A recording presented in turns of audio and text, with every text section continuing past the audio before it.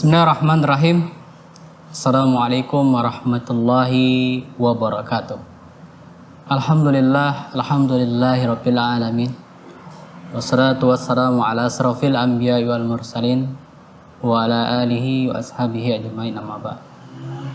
Sahabat keluarga muslim yang dimuliakan Allah, kembali dalam acara kita di Nu'min Sa'ah. Mari menambah keimanan sesaat, menambah keimanan kepada Allah yang kiranya dengan iman tersebut kita berharap kita mendapatkan akhir yang baik dari keimanan kita. Wala tamutunna illa wa antum muslimun. Dan janganlah engkau mati kecuali engkau dalam keadaan beriman, dalam keadaan berserah diri, Islam tangan Allah. Kaum muslimin yang dimuliakan Allah, tentunya kalau kita berbicara tentang masalah nikmat dan musibah adalah dua perkara yang berseberangan.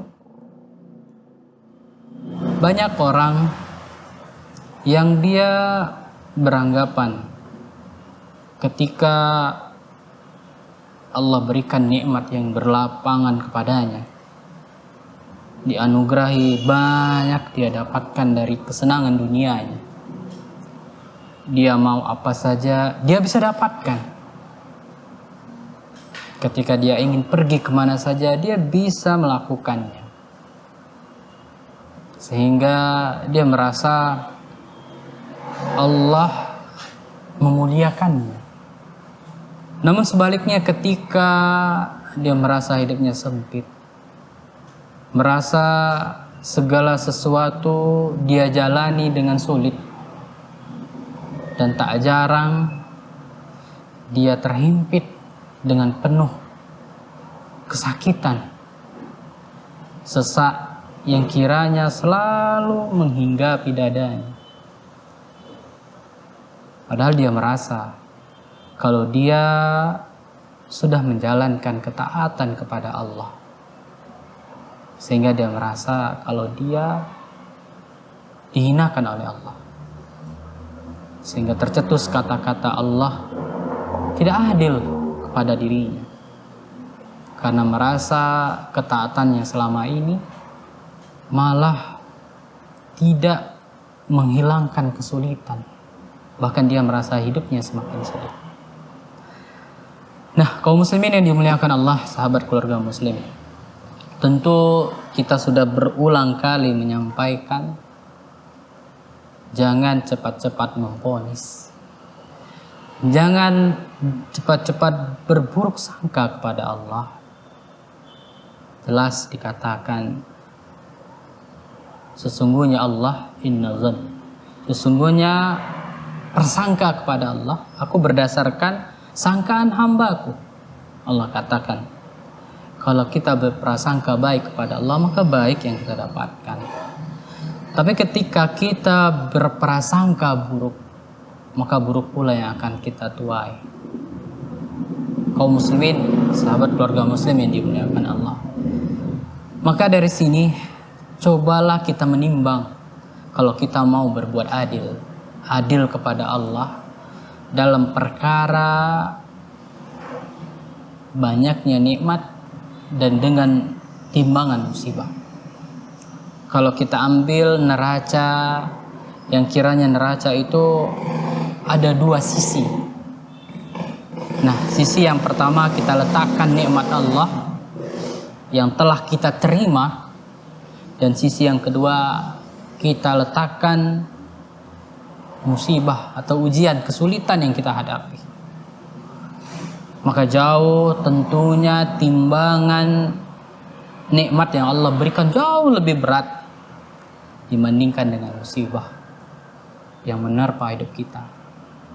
Nah, mungkin dengan menimbang ini, dengan memperkirakan, menghisap mana yang lebih banyak, ini akan sedikit setidaknya membuat kita lebih merasa lapang, lebih bisa menerima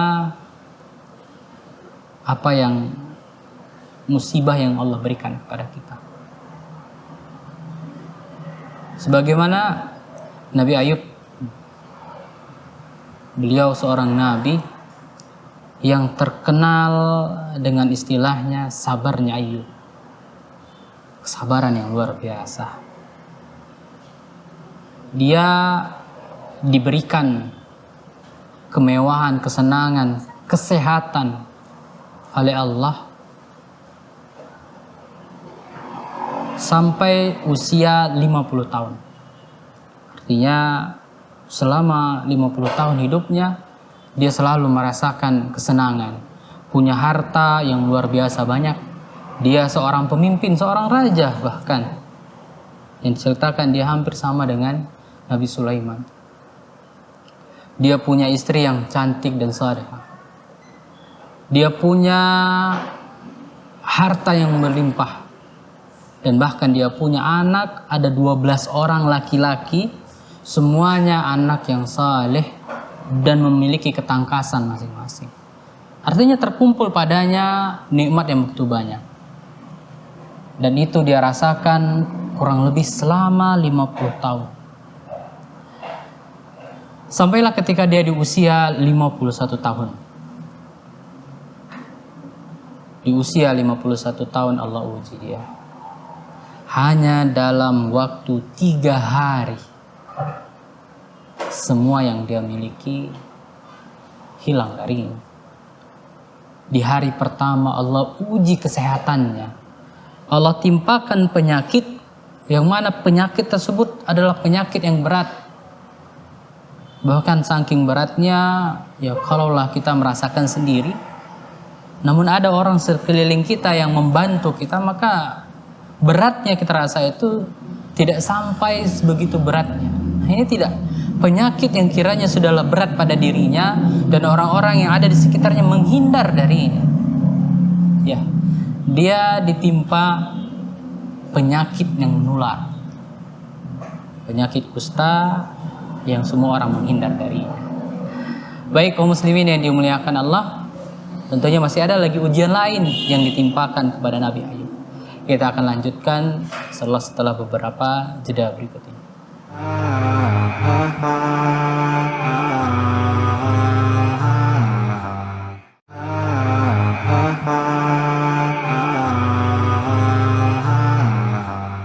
Ya baik kaum muslimin yang dimuliakan Allah, kita lanjutkan kisah Nabi Ayub tadinya.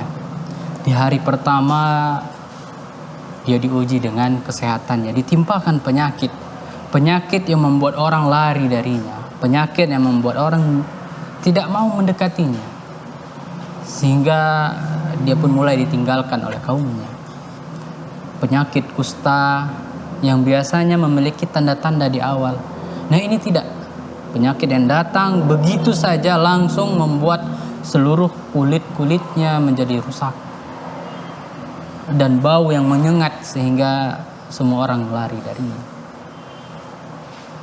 Di hari yang kedua datang musibah lainnya. Musibah yang kiranya Allah turunkan badai. Yang anehnya badai tersebut hanya melanda meluluh lantakan peternakan dan pertaniannya saja. Tidak dengan yang lainnya. Hanya punyanya Nabi Ayub yang dilanda musibah tersebut. Sehingga habislah dia. Dari orang yang kaya raya menjadi orang yang sangat miskin. Bahkan terakhir dia terusir dari tempatnya, berada di pinggiran kotanya. Padahal dia awalnya adalah pemimpin. Dia adalah raja di kaum tersebut. Apakah sudah selesai? Ternyata belum. Datang hari yang ketiga. Satu tempat anak-anaknya sedang berkumpul makan bareng. Anak yang 12 orang tadi, laki-laki. Tiba-tiba ketika mereka kumpul jatuh bangunan, roboh rumahnya, sehingga mengakibatkan ke-12 anaknya meninggal sekaligus, hilang. Maka dalam 3 hari selesai semua. Tubuhnya yang perkasa, sehat, bugar selama 50 tahun betul-betul dalam keadaan sakit, dan sakit yang membuatnya dijauhi oleh manusia. harta yang dia begitu banyak memiliki harta tersebut, begitu juga dengan jabatannya hilang darinya. Dan yang ketiga, dia memiliki anak yang gagah, perkasa, saleh, semuanya diambil oleh Allah. Dalam 3 hari hilang semua nikmat yang Allah berikan kepadanya. Berlalulah hari, waktu demi waktu, berganti bulan demi bulan, ke tahun. Sampailah 18 tahun lamanya dia mengalami atau merasakan kesulitan, kesusahan. Namun tak sekalipun Nabi Ayub meminta, berdoa kepada Allah agar diberikan kesembuhan. Sampai istrinya di tahun ke-18 itu, istrinya mengatakan kepadanya, "Wahai Nabi Allah Ayub, tidakkah kau berdoa meminta kepada Rabbmu Tuhanmu? Kalaulah masalah harta, kalaulah masalah anak, tak masalah bagiku.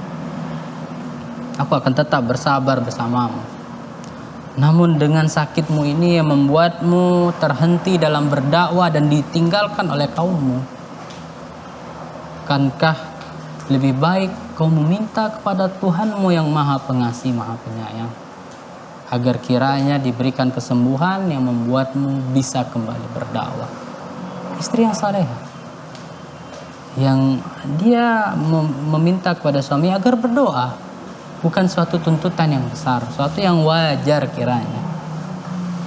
Namun apa jawaban dari Nabi Ayub? Di sini bisa dilihat bagaimana seorang hamba Allah yang memiliki rasa syukur yang besar, dan dia memiliki rasa malu yang begitu luar biasa kepada Rabbnya, kepada Tuhan. Hanya sekedar meminta kepada Allah dia tidak lakukan. Apa yang dia katakan kepada istrinya? "Wahai istriku, bukankah Allah memberikan nikmat kepada kita dalam waktu kurang lebih 20 tahun. Karena dia menikah dengan istrinya ini di usia 30 tahun. Istrinya ketika itu berusia 20 tahun. Dan dia baru diuji setelah usianya 51 tahun. Artinya apa? 20 tahun dia merasakan nikmat, mendapatkan rizki, kemewahan, kemudian kesehatan dan lain sebagainya yang dia tidak diuji ketika itu. Maka istrinya mengatakan dia. Lalu Nabi Ayub mengatakan, "Bukankah ini masih 18 tahun? Aku malu meminta kepada Allah karena Allah telah memberikan nikmat selama kurang lebih 20 tahun dan aku baru diuji 18 tahun." Sehingga dia masih menangguhkan doanya, dan ketika masuk ke 20 tahun dari ujian tersebut, dia pun mulai berdoa kepada Allah dengan doa yang luar biasa. Doa yang menunjukkan kesabaran kepada Rabbnya, keikhlasan atas ketentuan yang Allah berikan kepadanya. Dia katakan, "Ya Allah, sesungguhnya aku mengadukan kepadamu tentang kesulitanku, dan Engkau Maha Pengasih lagi Maha Penyayang." Dia hanya mengatakan tentang kesulitannya, dan dia menyampaikan, "Engkau Maha Pengasih lagi Maha Penyayang."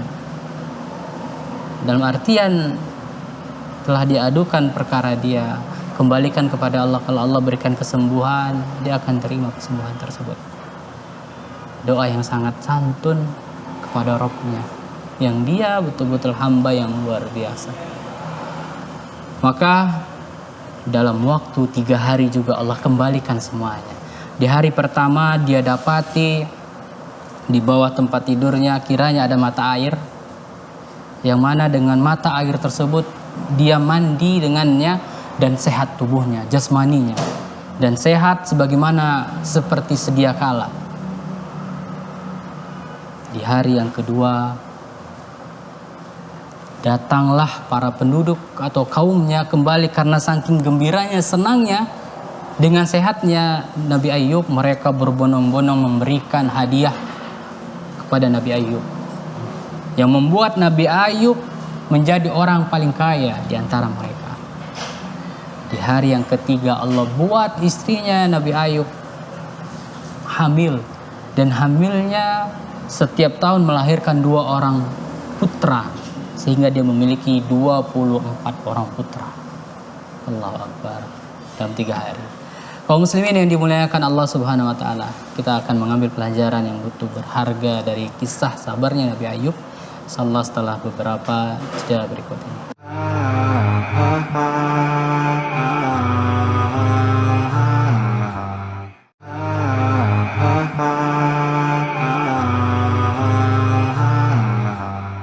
Ya baik kaum muslimin yang dimuliakan Allah, kita lanjutkan mengambil pelajaran dari kisah sabarnya Nabi Ayub. Coba kita lihat bagaimana kesabaran yang luar biasa tersebut. Dan Allah balas ganjar kesabaran tersebut dengan yang lebih baik. Apa ibrah, pelajaran yang bisa kita ambil? Ketika kita ditimpa musibah, kita terhimpit masalah yang berat, Allah menguji kita, apakah kita masih bisa menjalani hidup ini dengan sabar dan ikhlas. Maka cobalah kita renungkan lagi, kita timbang lagi sebagaimana apa yang dilakukan oleh Nabi Ayub. Dia katakan Allah memberikan nikmat kepada kita 20 tahun lamanya, dan Allah baru menguji kita selama 18 tahun. Waktu yang panjang, waktu yang tidak sebentar, dan mungkin sebagian besar manusia tidak akan sabar. Namun itu Nabi Ayub yang mengajarkan tentang kesabaran yang luar biasa. Maka coba kita timbang pula masalah yang kita hadapi dengan selama ini nikmat yang Allah berikan kepada kita.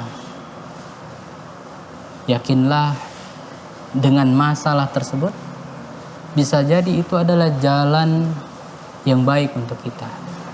Bisa jadi dengan masalah-masalah tersebut membuat kita lebih dewasa, lebih siap.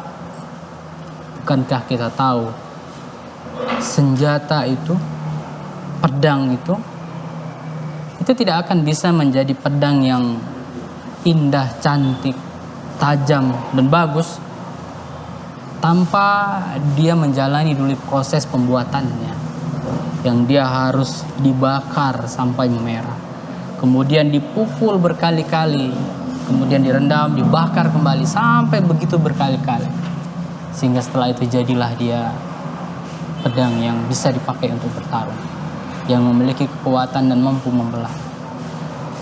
Nah, seperti itulah kita. Allah ingin hambanya ini betul-betul hamba yang teruji, hamba yang mampu menghadapi setiap ujian, cobaan yang ditimpakan kepadanya. Maka jangan sekali-sekali kita memandang ujian atau musibah itu adalah bentuk Allah tidak menyayangi kita atau Allah menghinakan kita. Tidak, kalla semua kalla. Ulama terdahulu, para salaf terdahulu, mereka malah sangat bergembira ketika datang kepada mereka ujian, musibah, penyakit. Mereka menikmati karena mereka tahu bahwasanya dengan ini amalan-amalan yang kiranya tidak mampu menyampaikan mereka kepada derajat tersebut bisa tersampaikan dengan ujian dan cobaan ini. Sakit, bahkan mereka semua khawatir ketika tidak datang kepada mereka ujian, penyakit, musibah. Mereka khawatir, takut kalau hidupnya selama ini ada istidrat di sana. Dia takut. Sehingga kaum muslimin yang dimuliakan Allah, kiranya janganlah kita berkecil hati ketika hidup kita terasa sulit, sempit. Berbanyak berdoa kepada Allah. Katakan, adukan setiap masalah kita, jadikan Allah sebagai tempat kita mencurahkan segala isi hati. Minta kepada Allah agar kiranya kita diberikan kesabaran yang besar, diberikan kemudahan dalam menghadapi masalah yang kita menjalani atau juga mendekati kita. Kiranya Allah berikan kepada kita kemudahan-kemudahan tersebut. Allahumma ja'al, ya Allah, jadikanlah aku bagi hamba-hambamu yang senantiasa bersyukur kepadamu, yang senantiasa mengingat segala kebaikan-kebaikanmu, dan menjadi hamba yang selalu bersyukur terhadap nikmat yang Engkau berikan kepadamu. Kaum muslimin yang dimuliakan Allah, semoga kiranya Allah mudahkan dan Allah berikan kebaikan dalam setiap langkah dan gerak-gerik kita, dan diberikan jalan keluar bagi kita yang mungkin memiliki masalah-masalah dalam hidup kita, baik itu hutang ataupun masalah penyakit dan lain sebagainya. Mudah-mudahan Allah mudahkan segalanya, dan kita tutup dengan doa kafaratul majlis. Subhanakallahumma wa bihamdik, asyhadu an la ilaha illa anta, astaghfiruka wa atubu ilaik. Wassalamualaikum warahmatullahi wabarakatuh.